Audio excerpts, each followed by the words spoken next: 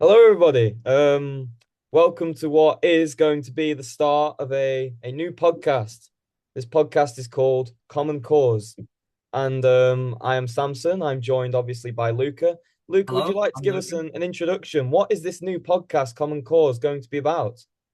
This new podcast, Common Cause, we've sort of decided in the past 10 minutes, is not just going to be purely political.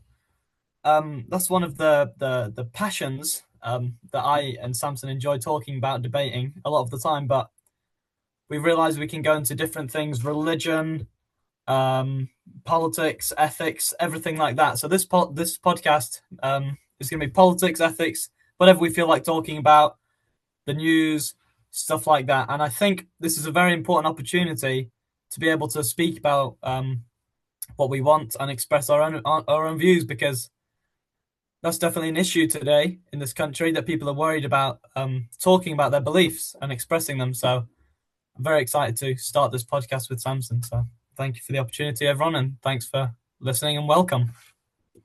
Yes, so just to give you a brief rundown of what this first episode is going to be about, we are going to just be very simply, it's not going to be too long. Expect longer episodes in the future, along with some special guests, something Guest, to look yeah. out for.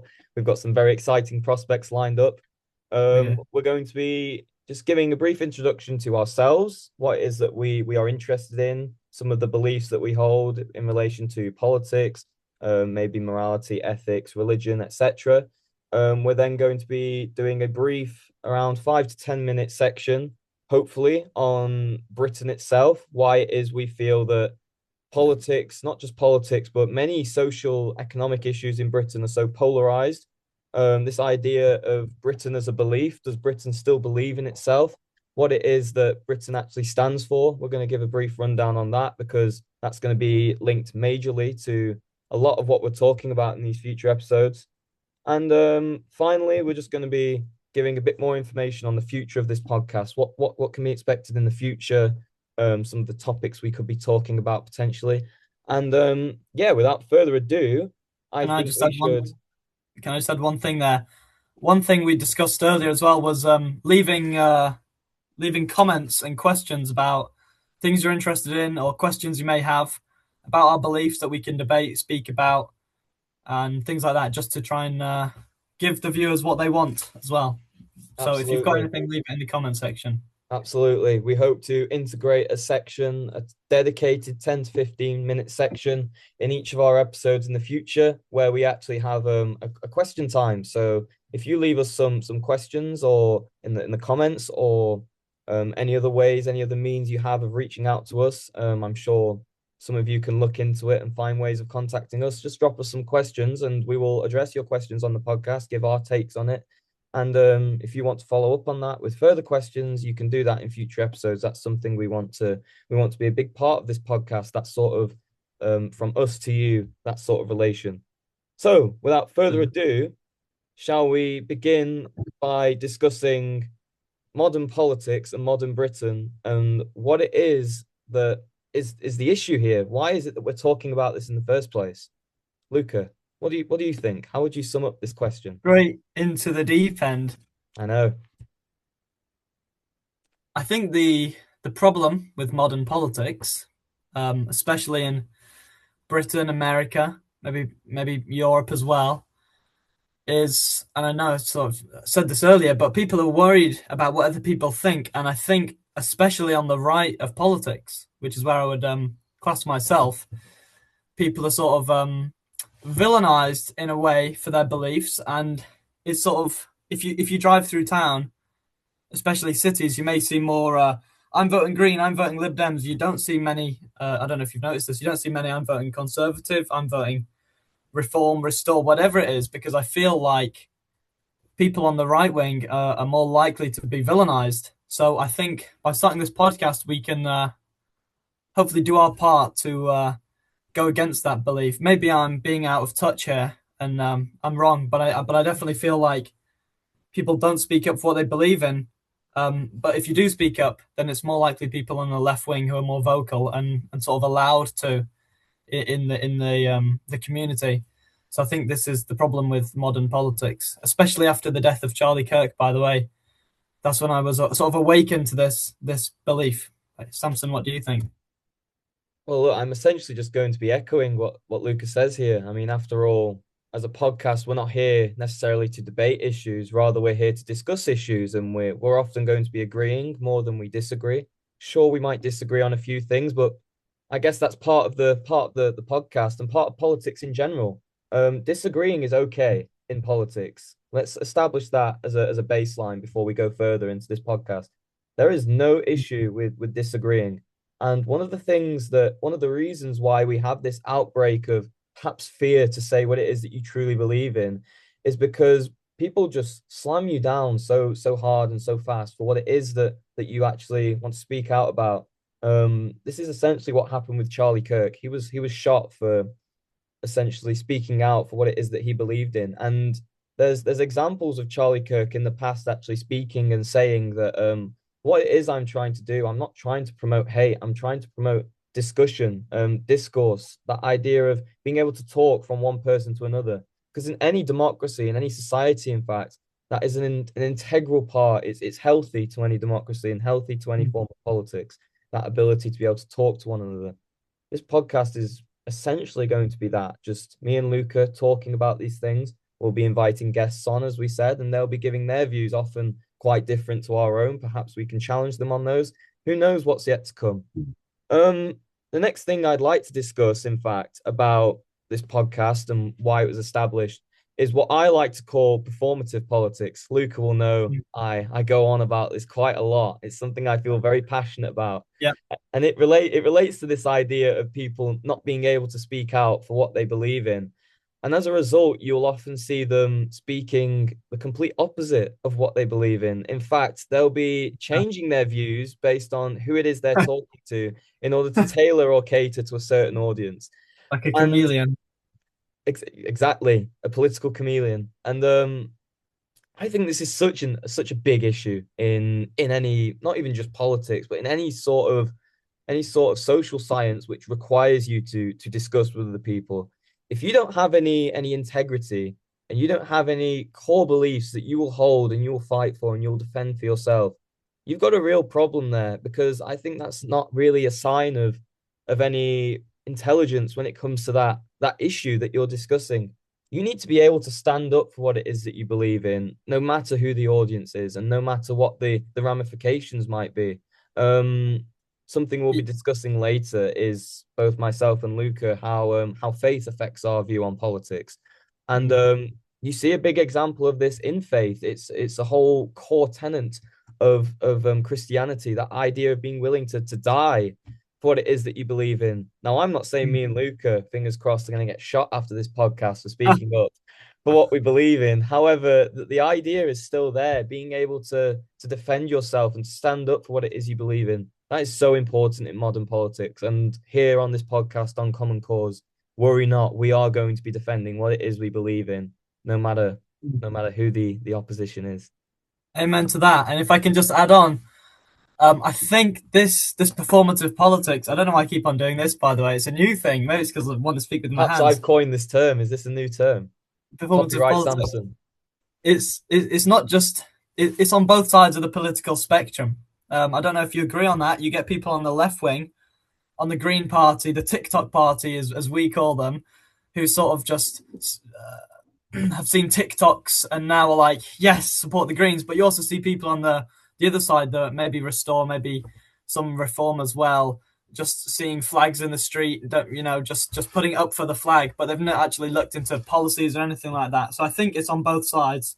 I think that's important just to say, just totally unbiased point there. But yeah. And just to wrap up this very brief section, Luca, could you give me your take on why do you think serious and genuine discussion matters? Why is it that it matters so much to be able to have this sort of serious discussion? Absolutely. Without this serious discussion, you get Charlie Kirk. Okay, if you don't discuss, what happens is, we build up hatred, we build up division. No one speaks about anything. We just become a totally divided society. Our communities fall apart. What we stand for as a country, our values, our democracy disappears. and I don't think anyone wants to live in a community where we can't discuss. I love disagreeing with people respectfully, and without that, we would just be in these separate bubbles, not speaking to each other. And this sounds like quite a liberal thing for me to be saying, but yeah, without discussion, look what's happened to Charlie Kirk. We just get violence, and political violence is never good. That's what I think.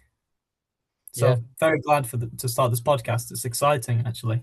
Yeah, I think you summarized that point very well, and you brought up something very pertinent when you were talking about Britain and what that idea of British values. So I think that leads very nicely onto what our next point of discussion can be.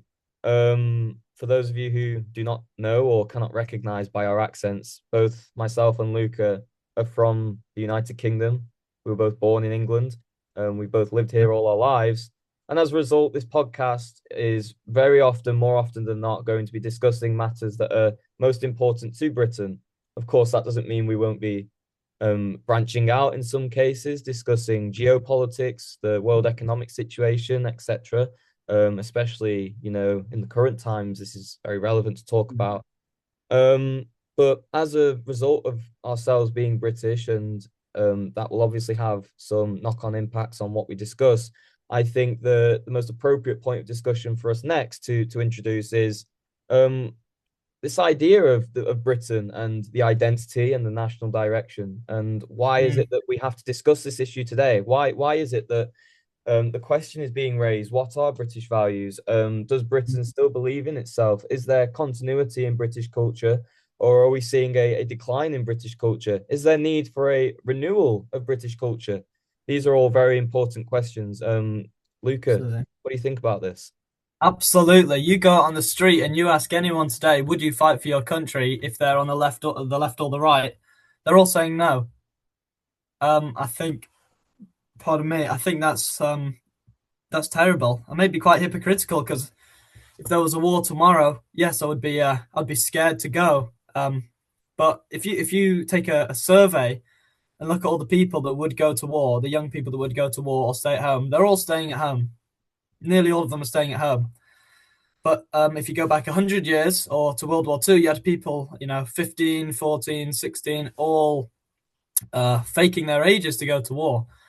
There's no sense of standing up for what you believe. There's not as much. Sorry, there is still, but there's not as much of a sense of standing up for what you believe in, and for British values of democracy, respect, and things like that. So I think we definitely need to revive British culture in a sense. It's just declining day by day, unfortunately. Um, yeah, I couldn't have summarized it better myself. We are seeing this real conflict between the ideas of cultural decline and cultural continuity. And Mm. very much this is an idea that is split down the left-right spectrum. I mean, one only has to look at the political polarization in the United Kingdom at the moment and recognize that culture plays a big part in this.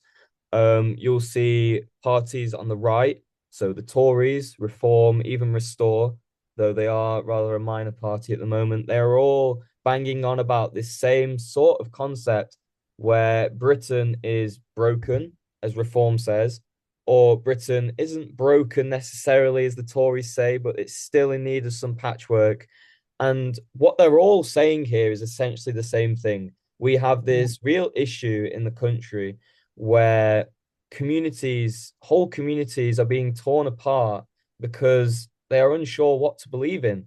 They are unsure because the media doesn't properly tell them what to believe in. They're unsure because politicians don't necessarily tell them what they should be and what they want to believe in. And they don't even tell each other what it is that they should be or want to believe in. There's this real lack of direction in national identity. I don't think I'm particularly controversial in saying that in order for this nation to have direction again, it needs to come from somewhere higher up.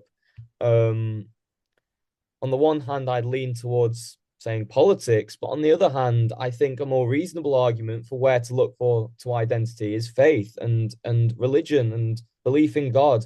Such a strong, firm moral anchor that applies especially to the United Kingdom. Believe it or not, we aren't a secular country. We are still a Christian country. The Church of England is still the mother church in this country. And both Luca and I are Catholics, so by no means are we entirely sympathetic to the Church of England. But I don't think Luca would disagree with me when I said that the Church of England can still form a pretty decent moral anchor for the majority of society in this country. Mm, The idea in the common good, treating yeah, others with respect, being able to go out in the street and be safe and be protected. These are all things that the church upholds. It upholds safety and it upholds common good and the idea of nurturing one another. This is so important in the United mm, Kingdom today. You look and you see attacks on communities. So the Jewish community in London saw a pretty recent and devastating attack. yeah, You see other communities, you see young people not being able to go out in the streets because of fear of knife crimes. You see young yeah. women not being able to go out in the streets because of fear of rape. And there's also institutionalized rape gangs, mass rape Okay. gangs, which forms a huge issue in regards to safety. These are all things that link to a core idea of morality and cultural morality and lack of direction on that front. And we're just two people, we're just two blokes. We're not going to be able to change that by talking here. However, if we We'll can at see. least raise some awareness to that issue and we can start to spread awareness on that issue to you, our audience, I think that would be a huge success. Yeah, if I can just briefly add to that, one of the problems is no one. You were saying earlier, no one knows what to think. Everyone just blindly follows other people. No one really thinks for themselves anymore. I think that's why debate is important. You sort of when you go into a debate with someone, you don't go in closed-minded. You go open-minded to switch beliefs, to agree with them, to take on their points. So that's a problem. And secondly, about the Christianity in this country, I think we're below 50% now Christians, and one of the things that binds us together is Christianity. So that's another reason British culture is in decline, because no one believes in God anymore. And this faith in God brings us together as Christians. No matter what your denomination, this belief in the Christian God brings together different denominations into a shared belief, and it's definitely a British value. So to see that we're losing Christianity in this country, I think, is definitely another reason that British culture is declining. Absolutely, absolutely, I agree. Now then, let's move on very quickly to what it is that I believe in and what it is that Luca believes in. So, Luca, if you could summarize your beliefs on politics and on everything else that we'll be discussing on this podcast in a sentence, how would you summarize it? And don't worry, after you give your sentence, feel free to elaborate on why it is that you chose this sentence. Yeah. Okay.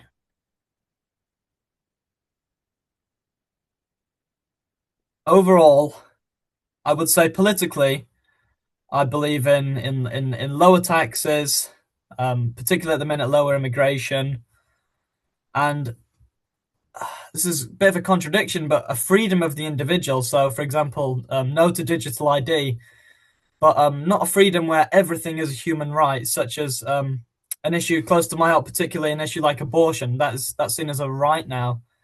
So I sort of believe in freedom for people, as in less digital ID, but not freedom as in everyone can have an abortion, everyone can have assisted suicide. So yeah, that's some of my core social and political beliefs. Um, yeah, I would say I'm on the definitely on the right wing of politics. Probably around the Reform Party. I'm not fully decided who I'll vote for yet, but yeah, also another key thing that helps me with my politics is my Catholic faith. For those of you who aren't Catholic or don't know much about Catholicism, in the Catholic faith, you have the doctrine of the Church, you have the Pope, you have the magisterium. So lots of teaching authority that helps you have set objective morals, objective laws to follow and stuff. So this definitely helps me with my beliefs, and on things like abortion, assisted suicide, immigration, even, and things like that. So that the Catholic Church definitely helps me with my political beliefs as well. Yeah, it's not one sentence, but yeah. Well, I still think you've given a great summary there. I'll reflect the question back onto myself now. Yeah. Um, Sticking with that sort of one sentence limit, I would Yeah. probably say all my beliefs, whether they are political, social, economic, stem from the ideas of, I'd say they stem from the ideas of duty. So whether that be duty to your God, duty to your family, or duty to your country, I would say they stem from responsibility. So that being you having responsibility over yourself and your own actions, but also having a shared responsibility for those around you based on the idea of the common good, which obviously stems from my Catholic faith. And then hard work. Hard work is such an important thing, and politically, this applies perhaps to my economic beliefs. So very much like Luca, I think there should be low taxes, particularly on small businesses, those that keep the economy flourishing and running. And hard work forms a huge part of this. So much work goes into the small businesses, the very little things that build society from the bottom. So much work goes in from the bottom, and it really has a knock-on effect upwards. Perhaps in capitalist economic theory, you'll hear from this top-down approach. My approach is very much the opposite, I say, bottom up. You have everything at the bottom, which is set out, and from there, the rest of society will be lifted up as one unit. I think that is a very important, a very simple concept that I believe in. Finally, the belief that there is definitely the need for national renewal. Yeah. Culturally, Britain is not working. We've got this real divide in our society between those who perhaps subscribe to the culture, whatever you might describe it as, freedom of speech, rule of law, democracy, things like that, and those who Mm. perhaps don't really know what that means. And you see, as a result, entire communities divided. Integration into Britain and subscribing to what Britain believes in, that forms a very big part of it. And due to time constraints, I'm going to have to finish off essentially what it is I believe in there. I think that covers everything, though, in a nutshell. Yeah, so I just agree with everything you've said there. I think in the UK now we have this culture where working hard is just almost frowned upon, and being successful is sort of frowned upon, and even by the government, just taxing to oblivion, and to the point we're now spending more on benefits than we are receiving in tax revenue. So that's all I wanted to say there. Completely agree with you, Luca. I mean, what we see now in the UK is this big issue with productivity. Young people in particular, many of whom who will opt to take the easy route out rather than go into the world of work and try and make something of themselves as your parents and grandparents would have done so many years ago. They now opt to rely on the what is supposed to be a safety net. Welfare is always meant to be a safety net, something to bounce you back onto your feet. But now Mm. it is something way beyond a safety net. It is something which you can just all nice and comfortable in, and you can sleep in. That's not what it needs to be. It really needs to change. Just for And those who I, genuinely need it. I doubt the Labour government has the spine to make those changes. Of course, they're trying to appeal to as big of a vote base as they can. And well, I mean, Reform UK, some might argue they won't go as far as to make big amends to the safety, to the welfare net. I mean, their reforms obviously regarding immigration and how many immigrants can claim benefits is going to be a big deal. Anyway, that's me going off on a tangent. This is supposed to be just summarizing our beliefs rather than going on a whole parallel about UK policy. So, with that, I think that is all we have time for in today's episode. This episode was only meant to be brief, introducing what Common Cause is all about, giving you an idea of some of our views and beliefs, though obviously in future episodes, which we both urge you to stick along for, you will find out even more about us and hopefully some future special guests as well. So one Yeah. final note I'd like to mention before we sign off for today is questions. We would like to have in the future dedicated sections in our episodes where we can hopefully be answering some viewer questions. So please be sure to get involved. Leave your comments, or if you have other ways of getting hold of us, be sure to leave some questions with us. And I hope they don't have any otherwise, other way of getting hold of us. Luca, do you have your closing remarks? Thank you very much for watching, and I'm very excited for what we can do. So that's all I've got to say. Yep. Thank you very much. This is Common Cause signing off.